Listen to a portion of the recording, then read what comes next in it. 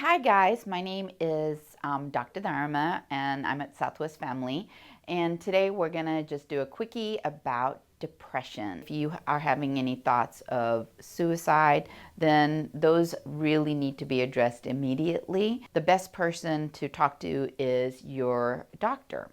If you have clinical depression and it's mild depression can actually be treated without medicine. A lot of times we just rely on drugs and think that that is the only solution, but it's not. What can you do to treat your depression? How can you treat your depression? Well, do you know that exercise 150 minutes a week has actually been clinically proven to help you manage your depression? Because I know a lot of times people don't want to be on medicine, and so then they think, okay, well, if I go to my doctor and I'm sad, then the only thing they're going to offer me is meds, and I don't want that.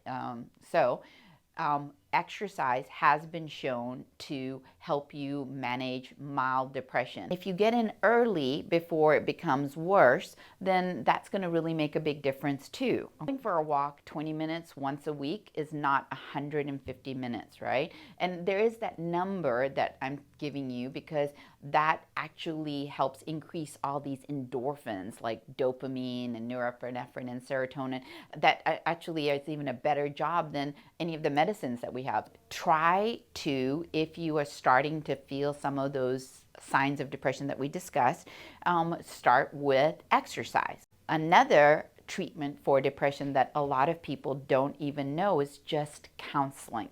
A lot of us nowadays after COVID are really suffering from depression. Counseling. How do you get counseling? How can you afford counseling? And how, what, when, where? A lot of people have employee assisted programs at their workplace, and you can call your human resources and you get 7 visits for like free, 7 to 8 usually. Okay. And I know everyone's like, oh, I don't want them in my business. Okay, well, yeah, they're not, because there's something called HIPAA, which means that all your information is private and secure. So sometimes just talking about it. Let me give you an example. Sometimes if I have nausea and I've been like eaten, or I feel sick and I just like, oh, I want to throw up really, really bad, right? And then after I throw up, I feel so much better, So, and then like my nausea has gone away and I'm like hungry again and I feel really good. Well, that's what, when you hold all that anxiety and depression inside, that's what happens, right?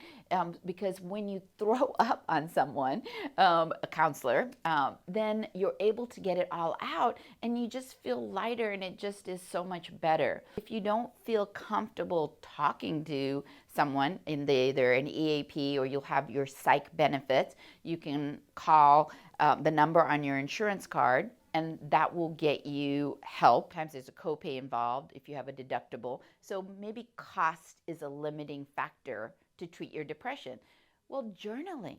Journaling is like throwing up on paper, and it's free, So it's so therapeutic and you just feel so much better when you kind of get it out of your head. Get that hamster wheel where you're just thinking and going over and ruminating. So when you get it out, that really clears your mind, and will really help you treat your depression. Last but not least, other things that will help treat your depression are medicines, right? So, everyone is so scared of medicines. And I don't think it's like should be the first go-to answer at all. And that's why we discussed exercise and counseling as like beneficial. If you have depression and it's lasted for a while and you are now not doing well at work, you're on the verge of a divorce, you're just shouting at your kids all the time, I think of depression as this bank account. It's a bank account of serotonin. So let's say you have $5,000 saved, okay? And your car breaks down, your roof has a leak, and so that's like $2,000 for that. The roof leak, that's at least $3,000. Now you're at zero savings. You have a big medical bill, right, for your family.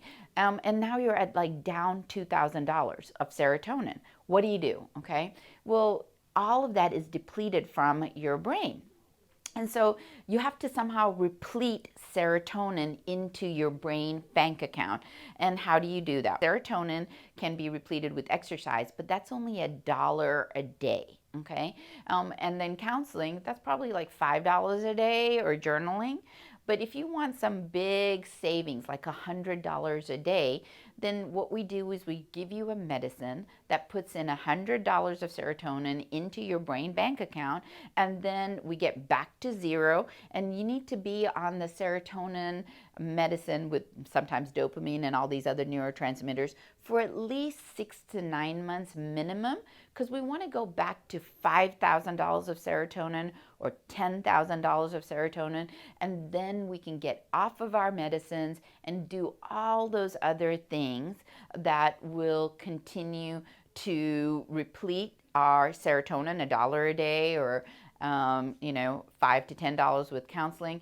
And so it's not a forever. Being on a medicine is only a small period of time to build up your bank account of serotonin so that you will not have depression, and then you'll have enough so that next time your car breaks down, you still have savings in your serotonin bank account.